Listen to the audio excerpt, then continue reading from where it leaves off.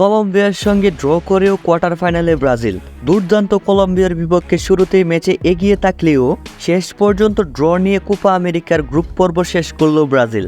আর এর ফলে group runners up হয়ে কোয়ার্টার ফাইনালে পা রাখতে হচ্ছে সিলেসাওদের। এতে নিশ্চিত হয়ে গেছে কোপার পরবর্তী ধাপে শক্তিশালী উরুগুয়ের সামনে পড়তে হচ্ছে দুর্বল শিষ্যদের। কোপা আমেরিকার কোয়ার্টার ফাইনাল নিশ্চিতের পথে বেশ সহজ এক সমীকরণ নিয়ে আজ কলম্বিয়ার বিপক্ষে মাঠে নেমেছিল ব্রাজিল। শুধু ড্রই যথেষ্ট ছিল তাদের জন্য। তবে এই ড্রয়ের আড়ালে ছিল এক অন্যরকম হিসাব। জিতলে গ্রুপ চ্যাম্পিয়ন হওয়ার সুবাদে দুর্বল দল পানামাকে পেত কোয়ার্টার ফাইনালে, আর ড্র করলে সামনে দারুণ ফর্মে থাকা শক্তিশালী উরুগুয়ে। তাই বলা যায় ড্র নয়, বরং জেতার লক্ষ্যে মাঠে নেমেছিল রাফিনহা, রদ্রিগো, ভিনিরা। মাঠে বল গড়ানোর মাত্র 12 মিনিটের মাথায় গোলও পেয়ে যায় তারা। দুর্দান্ত এক ফ্রি কিকে কলম্বিয়ার গোলরক্ষক বার্গাসকে পরাস্ত করে সিলেসাওদের এগিয়ে দেন রাফিনহা। কিন্তু কোয়ার্টার ফাইনালে সহজ প্রতিপক্ষ পাওয়ার লড়াইয়ে কোনো রকম ছাড় দিতে রাজি ছিল না আগেই কোয়ার্টার ফাইনাল নিশ্চিত করে ফেলা কলম্বিয়া। ম্যাচের শুরুতে পিছিয়ে পড়লেও তারকা টাসা ব্রাজিলের সঙ্গে লড়াই করতে তাকে চোখে চোখ রেখে